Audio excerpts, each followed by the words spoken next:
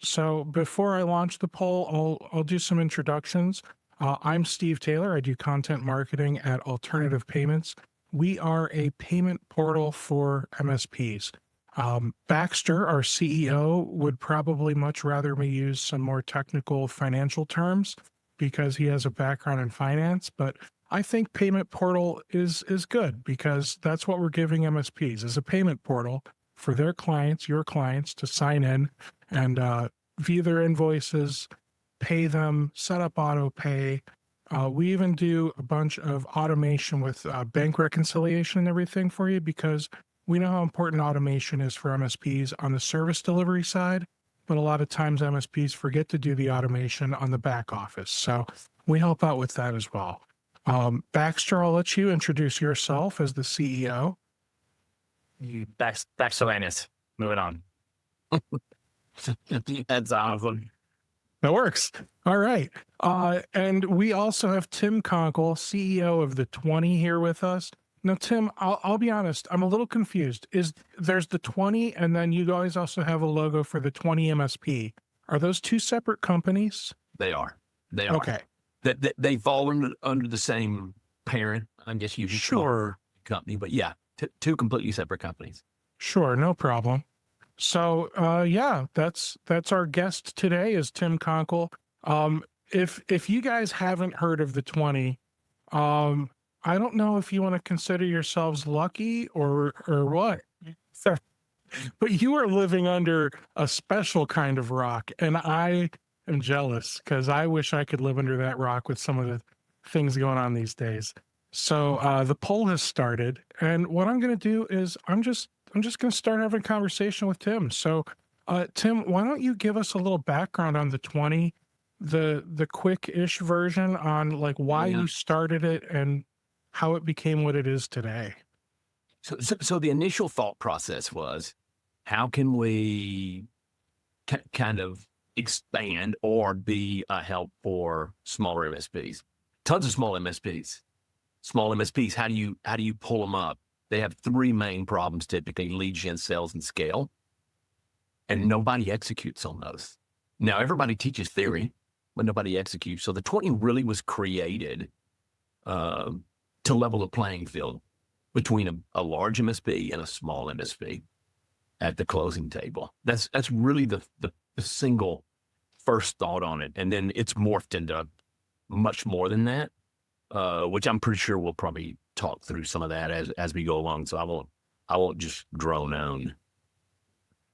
So the one thing that I kind of talked about when promoting this was the fact that you've built a platform.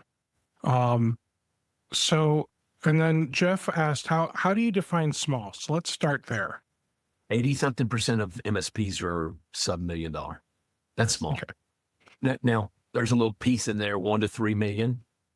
It's pretty small in the overall scheme of things, especially if you start talking about some of the big guys, 100 million plus in revenue. But it's, I would say 5 million and smaller. Okay. So we talked about the fact that you have a platform. So what is it like building a platform, and what exactly is a platform for MSPs? So typical platform, if you look at the P world and they're wanting to buy a platform, they're really looking to buy a decent sized MSP, and then they'll buy small MSPs and bolt it to the side, or smaller. Again, that could be $10 million. You could buy an $80 million big MSP, and then you say, this is our platform. A lot of problems come with that, by the way, versus the way we did it. Attrition's a big problem. Technology debt's a big problem.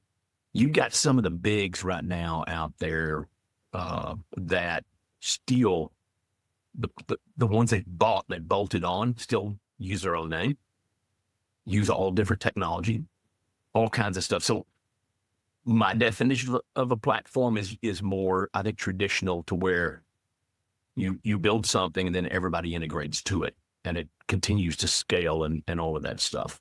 We did it completely different. Why? Because we really wanted to remove some of the rub. And the other thing that we really wanted to do was create a platform where an MSP could come, And instead of all of the upside going out the door to, say, a PE firm or a financial buyer or whatever, we would capture some of that. I think I'm the only MSP platform that 85-90% is still owned by the founder.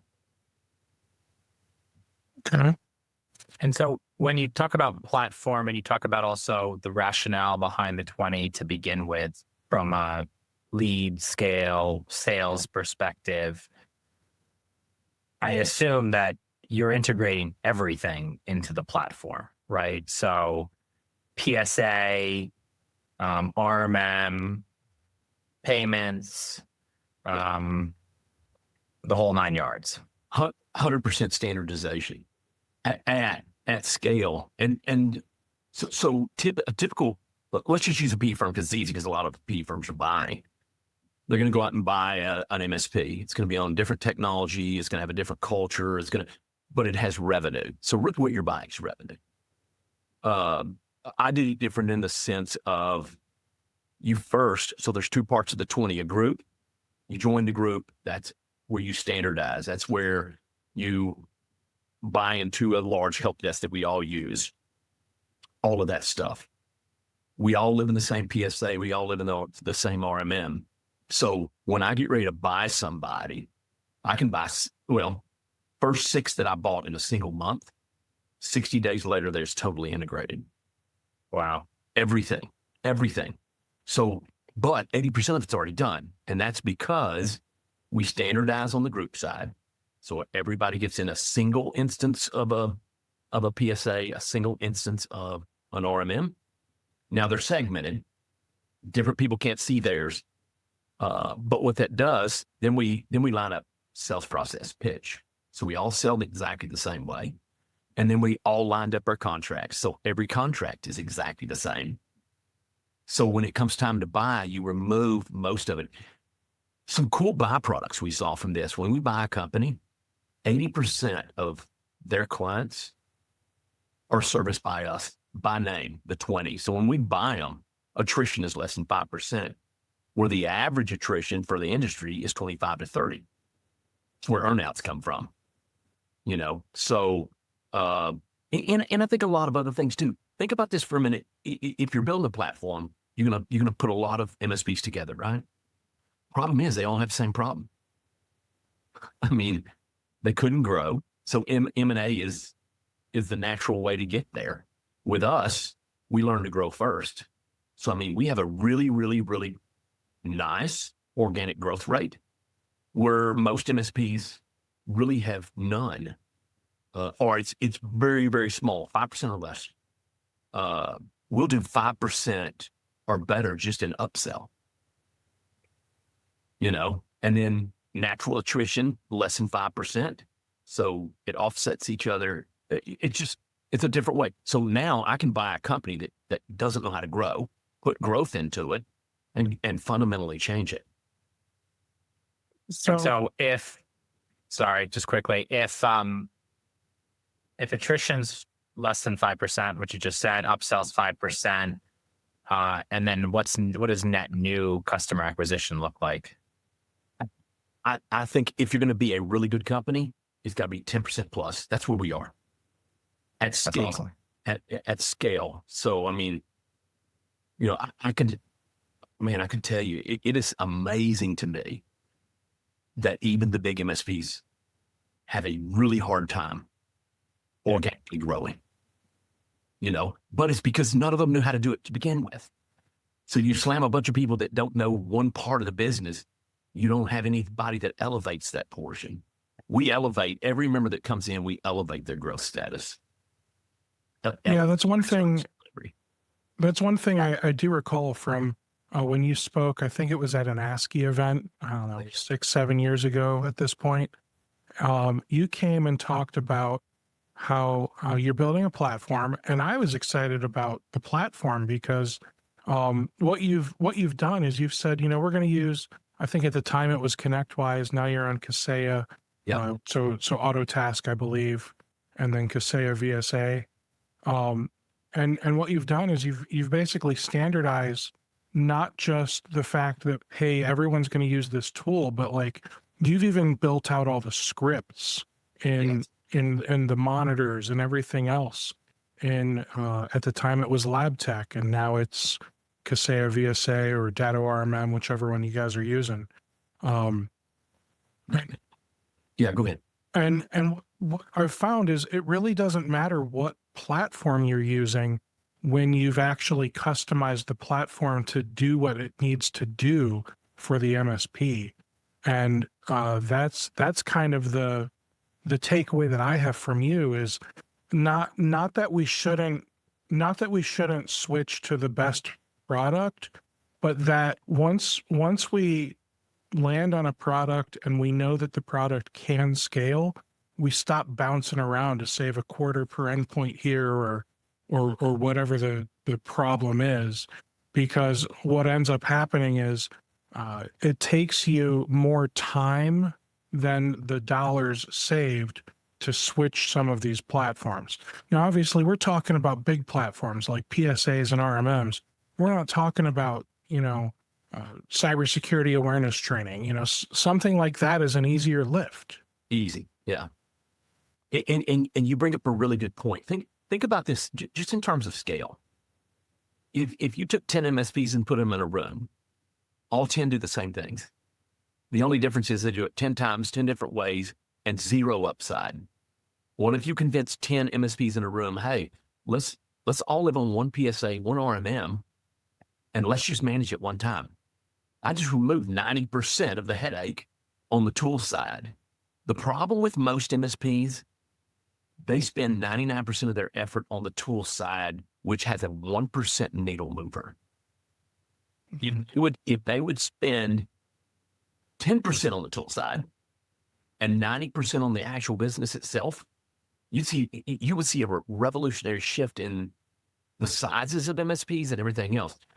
The problem is MSPs think if I don't do it, it's not good enough. And if I can't talk to every vendor and the tool set is the nemesis of growth in this industry. I'm just telling you, but it's rightfully so, because if you look at MSPs as in general, they're all engineers just about.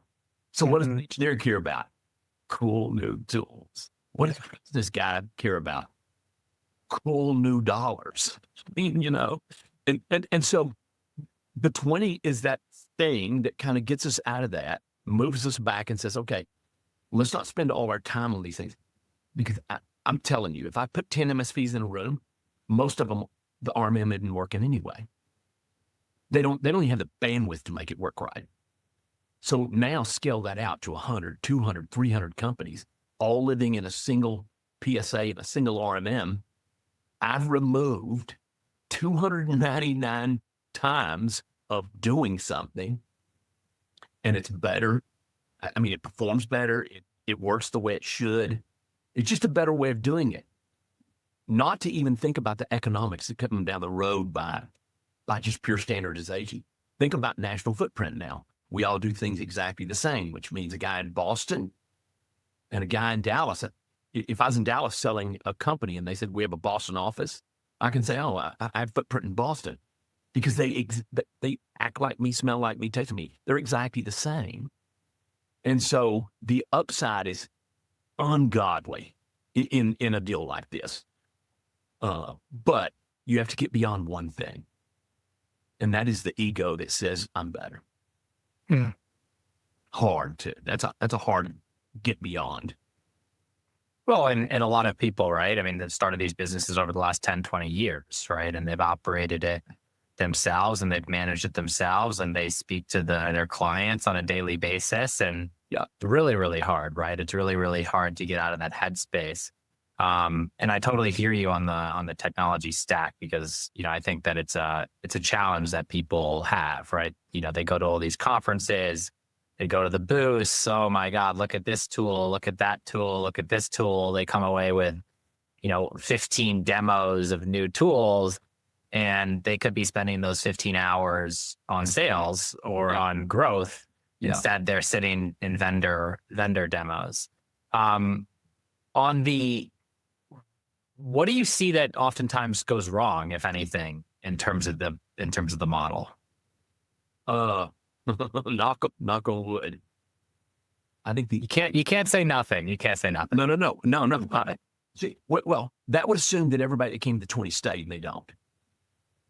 If you're not willing to do the one thing, and I just had a bunch of companies in, and they come in every month, new members come in, and I teach them some stuff, and I always tell them there's a defining thing that we see in every MSP that makes it and every MSP that fails inside the 20. And then I ask them, what do you think it is? And, they say all kinds of stuff, but it's really one thing. It's change. And if you think you're going to join the 20 and do things exactly the way you always did, well, you're going to stay exactly where you were. You have to be willing to change. And I ask this question of a lot of people.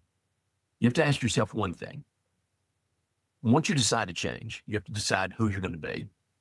You're going to be rich, or you're going to be a king. Because you can't What's be the difference? Well, a king is always dictated by the lords or the rich people. The king is the first guy to get his head cut off when the lords don't like him. And so there's many, many kings, and the kings are never richer than the lords. They tax the lords and they tax the land. And so the king really is a figurehead that gets to live really, really good as long as he's making them happy. I don't know. Have you seen the King of England? He's No. wealthy. And pretty all day. It's a great example of one that worked very well. But if you look through history, even the history of England itself, it hasn't always been sweet. And so it's much easier. It's much easier to just have this idea of let's all get rich, and then nobody has to be king. We each individually get to live our lives, but together we can. Hey, the wealth in the MSP space is ungodly and crazy. Somebody is going to capture that wealth. It's kind of like the gold rush in California in the old days. Who captured the wealth? The people that knew how to mine the best. Who's going to capture all of the gold in the MSP space? The people that make the right decisions. Somebody's going to make the money. Somebody's going to put them together, and somebody's going to make that make all of that upside. And it's typically not the MSP. A big thing that we do.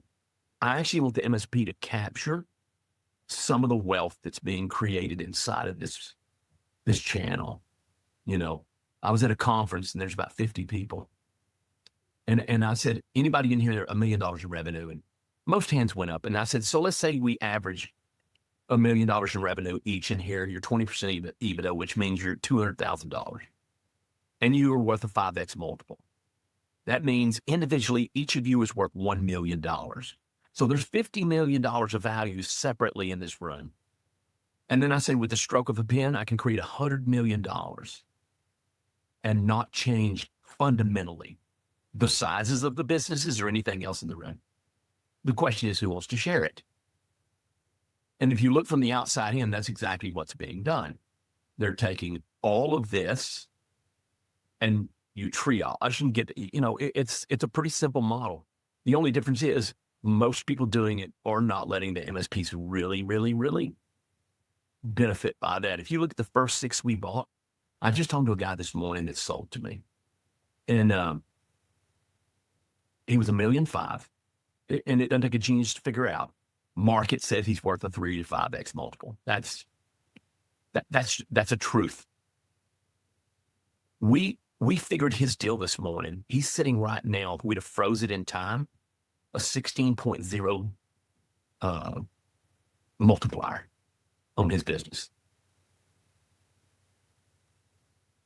Just because he joined a platform and joined the platform, he rolled up into the platform, and then he reinvested back in. Gotcha. There's no way under the sun he could have got there just building a straight MSP. And so that's really what the exercise in the 20 in the beginning was. Hey, how do we all scale together and how do we make a national footprint? Now it's how do we go from cradle to grave? How do we get in? How do we standardize? And then how do we maximize the return for every single person inside of the box? So I got people asking about if you were purely on ConnectWise when you switched over to Kaseya, or did you run like a pilot where you were running both and then you consolidated on the Kaseya, and why you chose Kaseya over ConnectWise? And I feel like that's what's that? Case in point. Yeah, I feel like while that's an interesting conversation, I don't want to have it because that's too like narrow focused. And again, we're focusing on the tools when we should really be focusing on the concept of building a platform. However, I am curious, when you decide that, okay, it's time for me to lift and we're going to change from platform A to platform B for our entire partner base. No. How do you make that type of decision? Do you have pilot partners? Do you just do it? Like how does that happen? I think it's deeper than that. We do it by finding the problems that happen that are big enough that it causes us to think or look.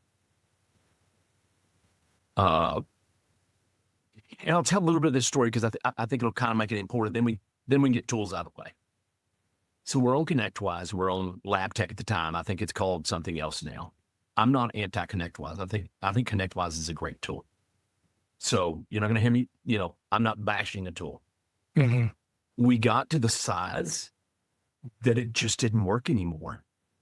And when I had conversations with Fred Nicola, I said, to get us to change, you have to write a multi-tenant version of your VSA, and you have to write a multi-tenant, and you have to do it the way we want to. And he says, okay. I said, oh, no, time out. I want this in a contract. I don't know when you're going to do it, because you're going to put it on some life cycle thing or update thing that might not happen for 10 years. We really look for functionality, and it doesn't have to be perfect.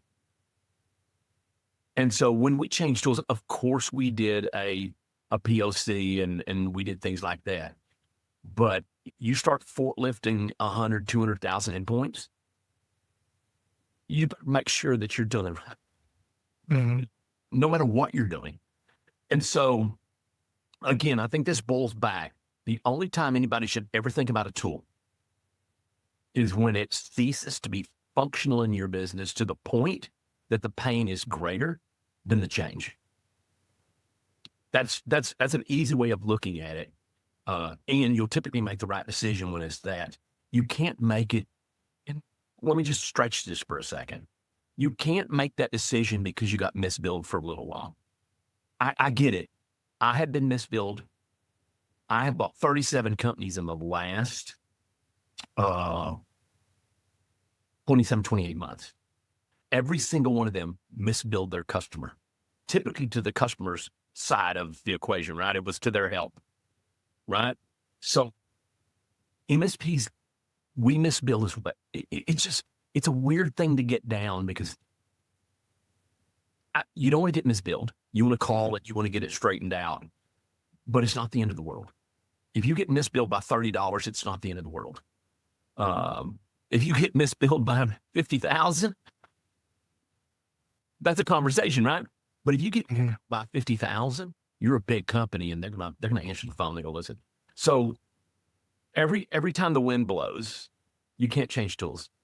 That's an easy way of saying it. Okay.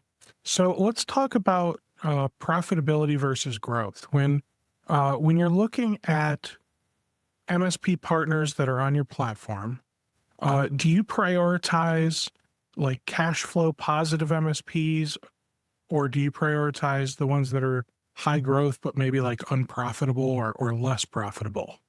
So I think there's stages for every company. I think if you have bottom line and you have no growth, you're doing it wrong. Mm-hmm. You should be investing some bottom line into growth. Otherwise, you stagnate, and attrition always outruns zero growth. You cannot grow fast enough to beat attrition.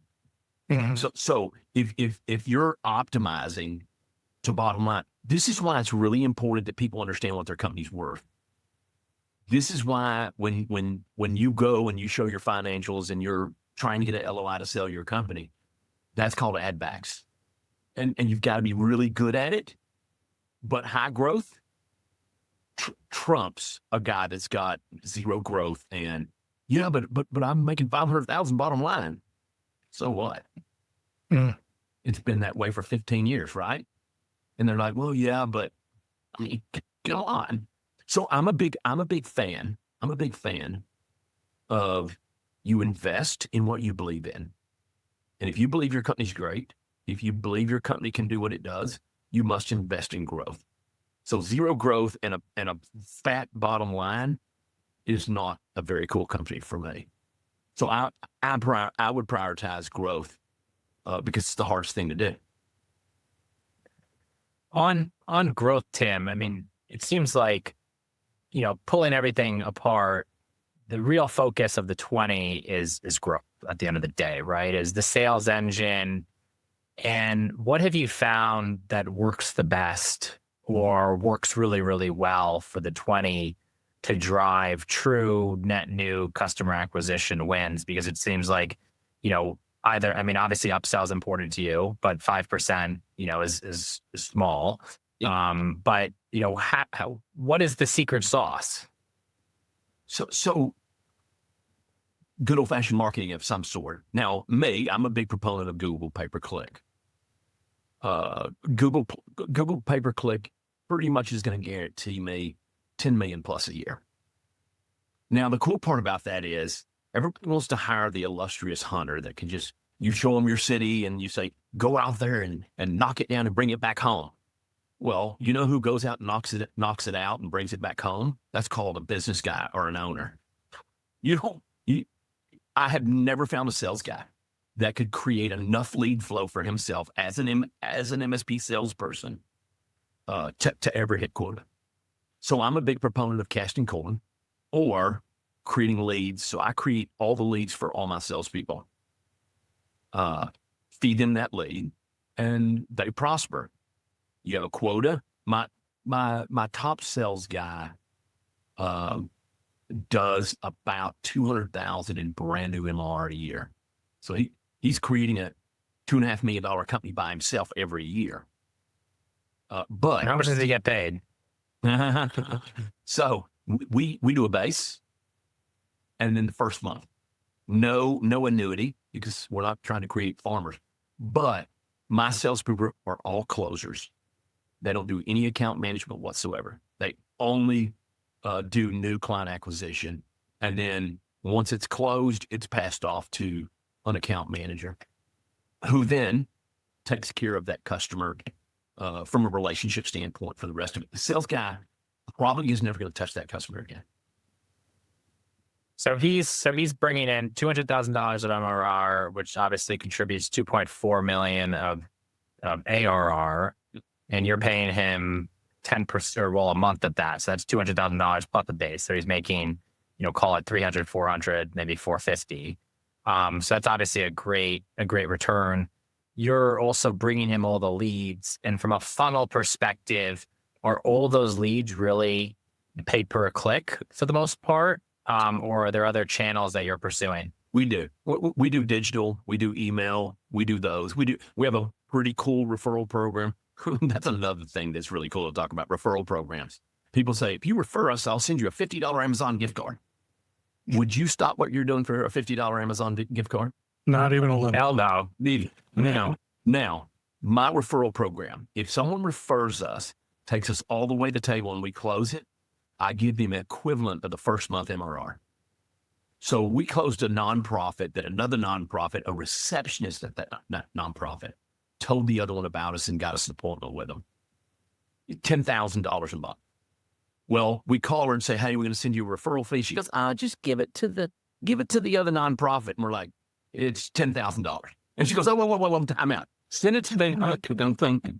But if you really want somebody to refer you, you have to appreciate the referral. Mhm. And I don't care. My ongoing thing is I want to give a referral partner, just someone out there that refers us, gets me all the way to the table when we close. I want to write a check for $1 million for just an everyday person out there that refers us. Doesn't matter who they are. If they refer us all the way through the box, and it can't be, hey, I'm going to send you a list of 50,000, call them all. And no, it's, you have to get me a meeting at the table with the client, and the client's got to be looking for IT. And I've written, I think the largest referral fee I've written so far is about $17,000. That's really great. And all they had to do is open their mouth and say, you should meet with these people. Yeah.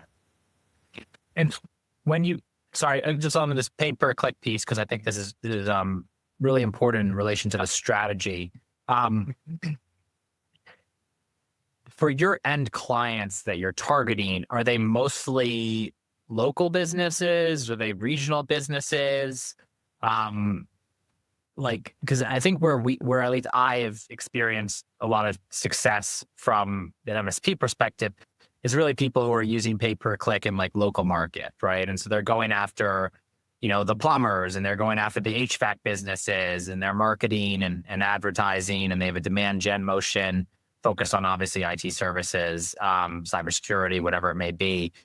Or because now you have this national footprint of 37 businesses, it sounds like, or maybe a little bit more, you obviously have the ability to serve much larger national companies, but I'm sure some of those transactions are going to be obviously more competitive, harder to win.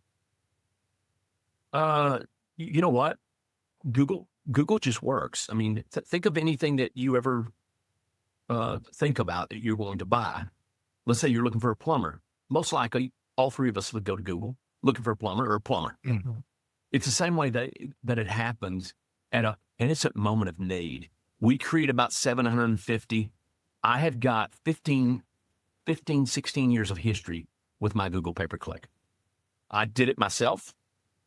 Why? Because no one out there could do it. You have to know the industry, and you have to hone it in. Now we've applied AI to it. It'll bring many more than that, but really qualified, 750 to 800 opportunities a year. Now you just need a good close rate. Now, a lot of times people ask you, well, what does an appointment cost you? A qualified appointment typically costs me somewhere between $1,000 and $1,500. Now, my largest client pays me $493,000 a month. I'd say that's worth it. A single click. Our average client, if you average all of our customers up, we average over $7,500 per customer. And it wasn't by design, because our minimum is $1,000. You have to pay us $1,000 to be a client of mine. So we've got a lot of those. We've got a lot of, used to in the old day, if you got a $3,000, $4,000 a month client, you was like, yeah, you had a party, you rang a bell. Now, $50,000 a month is table stakes. And what's your typical close rate on those deals? So if you're bringing in qualified leads at $1,000 to $1,500, your average client's paying you $7,500, which is incredible unit economics on the customer acquisition side. What do you close deals? It depends on who's selling it, but I would say healthy close rate is between 30 and 60%, depending on your salesperson. We gauge the salespeople more on quota. They have to hit quota. If you don't hit quota, you can't stay here. Why? Because I'm giving you everything you need to hit quota. Yeah. Sell. And so, yeah, pay-per-click has been good. The problem with pay-per-click, it takes you too long to develop. Because, example, if you put IT support in and then you apply AI to it, Google has this leeway. So if someone puts in support pantyhose, guess what you just paid for? You just paid for a click, and the clicks average $70-something every time. Yeah. So please, no one on here search my company and click on my ads. Please. This happened to me one time before, and I was like, oh my God. But it has to be developed to where you weed out all that stuff. You do that with negatives. And so I probably have a negative keyword list of 1 million keywords. that just, and you have to do them in a specific way. If you do them an exact match or phrase match, they only work once. If you do it broad, a broad negative, it kills it forever. So obviously, if somebody put in support pantyhose, I won't support the trigger. I don't want pantyhose too. So when 2 negative keywords come out of that, panty and hose, it'll never have anything to do with HOSH. Everybody listening. It has to be done right. And again, it took me a long time. Yeah. It sounds like everything's internal, right? That you're doing from a pay-per-click perspective. It is. So I think that the challenge, right, and I think this is really good feedback and advice for the audience, which is, obviously it sounds like Google's a great channel for you, and I'm sure it could be a great channel for other folks. But how do you effectively execute, right? And you may not have the resources in-house, so then you need to go use an agency. Agencies are challenging to work with across the board. So what would be your recommendation or advice to the group here? You're going to hate what I'm going to tell you, but I'll tell you anyway. Join the 20. I'll be honest with you. If you really, my mantra is this: only a fool follows in the footsteps of a man not going where you want to go. So if you footprint behind people that have never gone where you want to go, I don't care what it is, marketing, sales, I don't care. If you footprint somebody that you want to follow, that you say, you know what, if I could follow and do 1/10 of what he did by following his footsteps, it's worth doing. Versus randomly just picking people on the channel that have never built anything that you want to build and putting all your trust in that. I mean, it's no different than Google pay-per-click. The reason why agencies have a hard time with it is because they don't know the industry. Yeah. They don't know how to shape those campaigns to where you only get good clicks. So you end up getting 70, 80%. The other thing is the way they charge. They charge a flat fee, monthly fee, and then they charge you per click. So guess what? What is their number one objective? To get your clicks.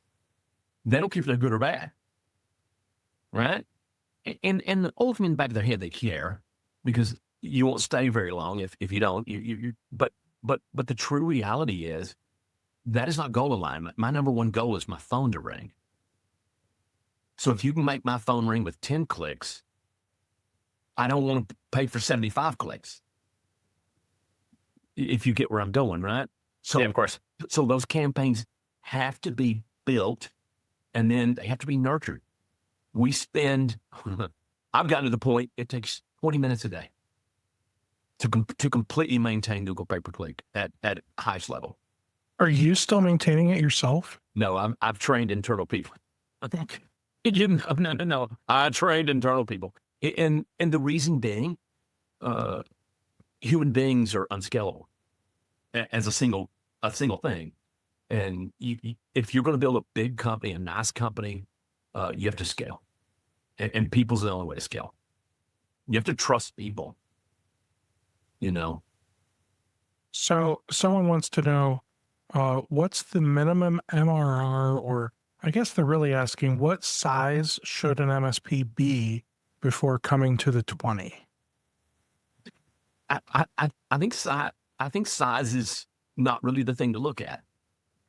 I think it's the will and the want to grow a company is more important. I'll give you an example of this. I had a 20 member in Virginia, and 2 guys owned this. One guy had always promised to take his wife back to Ohio. That's where she grew up. And so he sold his half to the other guy. And he called me and he said, hey man, would you please let me be in the 20? I have 0 endpoints. I have 0 company. My office is going to be in my mother-in-law's basement for the first 6 months. But can I please? Because he got it. Mm-hmm. 18 months later, he's $1.5 million in a town of 10,000. So That's pretty good.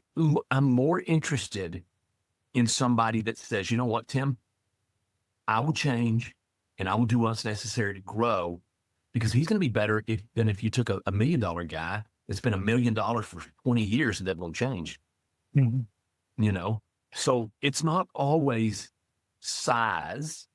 I mean, I've had people join the 20 that's $10 million, all the way down to like Chris Traction that was zero endpoints when he went. So I think it's more the mentality of, you know what, I'm going to walk in somebody's footsteps. That is where I want to go, and I'm willing to put in the work to do it, because there is zero way that you build an MSP with no work.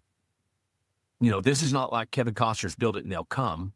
You know, so he builds a baseball field in the middle of a cornfield, and then when they did come, they were ghost.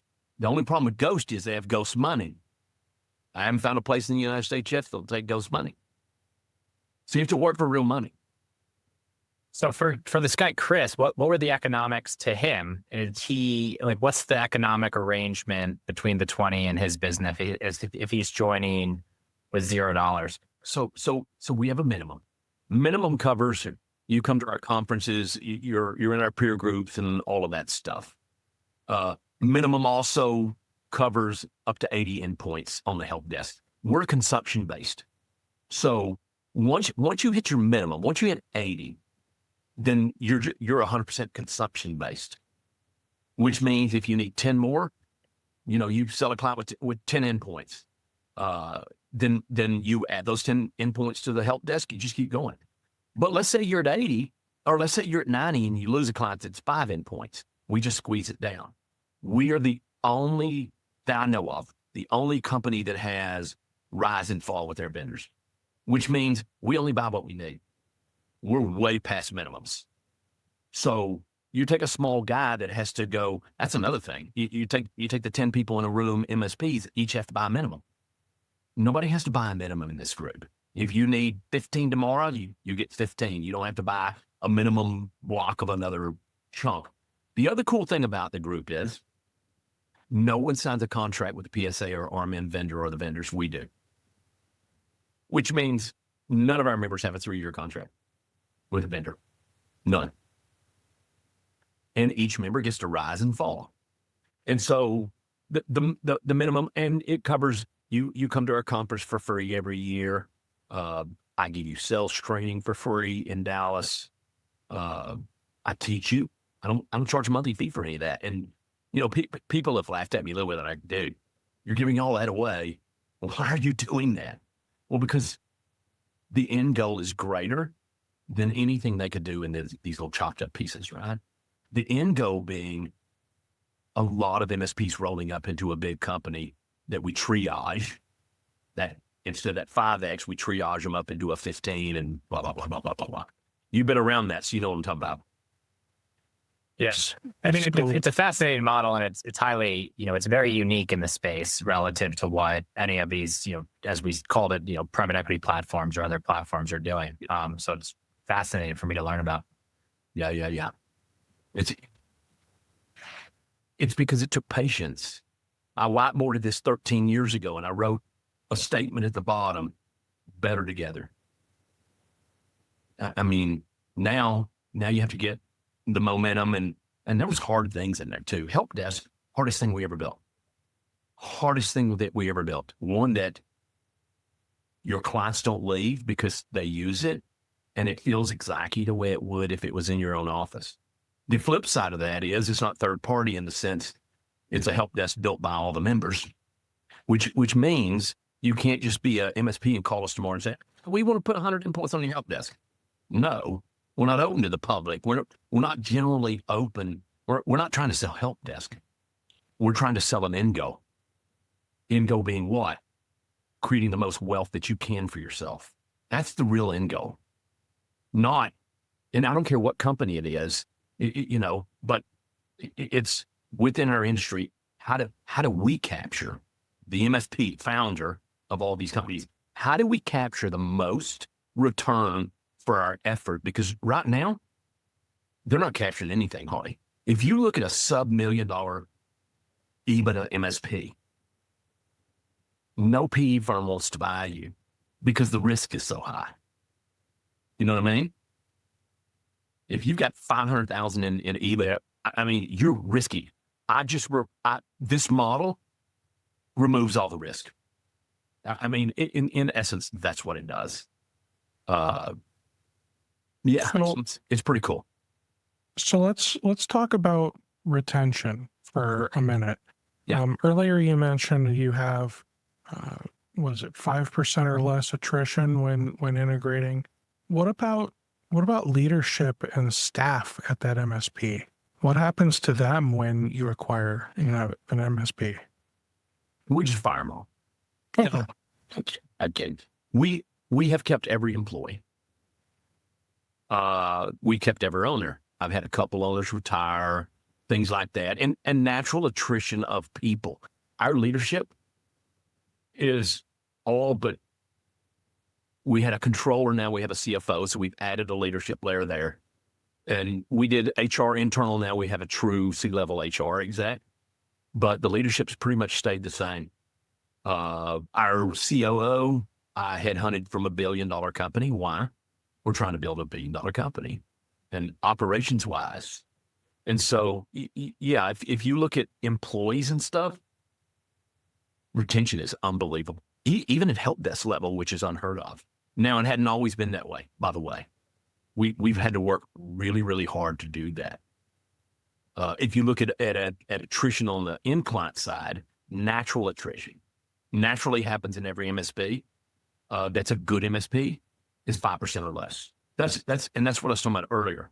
If you can maintain a 5% or less attrition rate, you're doing really good. That's companies going out of business. PE firm buys them and rolls them into their platform with their platform MSP. Whatever reason they would leave for, it needs to be less than 5%. someone asked, Next question. Yeah, you got to see. someone asked if you can expand on an earlier statement that the founder maintains 80 to 90% of their MSP. Was that when they are just a member of the 20, or is that after acquisition? No. I was only speaking of myself. Okay. If you look at the 20 MSP at large, typically my size MSP, you would have a PE firm in here that's your financial backer and stuff. I have no outside financial backer that owns any equity in this company. There's only 3 people or 3 blocks of people that own equity in the 20.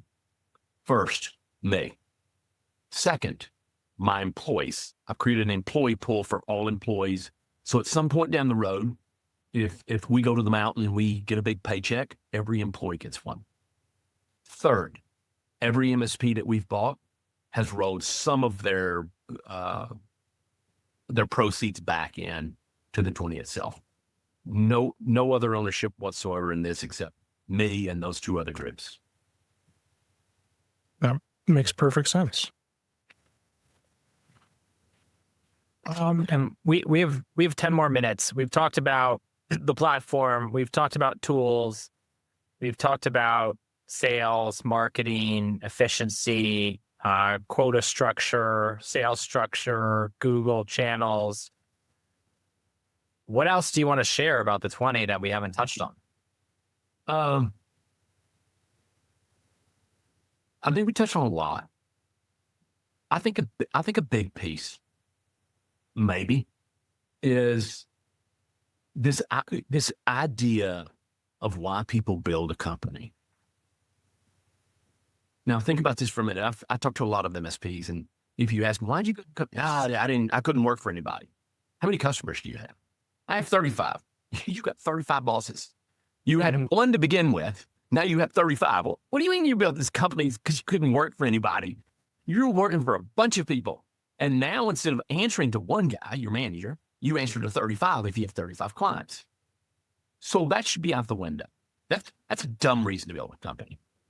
A smart reason to build a company is to change not only your life, but the employee's life and your family's life. If you're going to build a company, build it for wealth. So fashion that company or follow the wealth model. Not, hey, I want to tell everybody I own it. Wouldn't it be cooler to say I own part of a $400 or $500 million company versus, no, I don't know, an MSP. I mean, if you're qualified, if you have an ego and you need to use that, then it's much better to be part of something really, really big versus just a small MSP. So I find the divide between MSPs that will really do well and the guy that, and think of all the things they struggle with. Number one struggle for an MSP, growth. I can eliminate that with a stroke of a pen. And what do I mean by eliminate it? I can eliminate it to the point they don't ever have to worry about it again.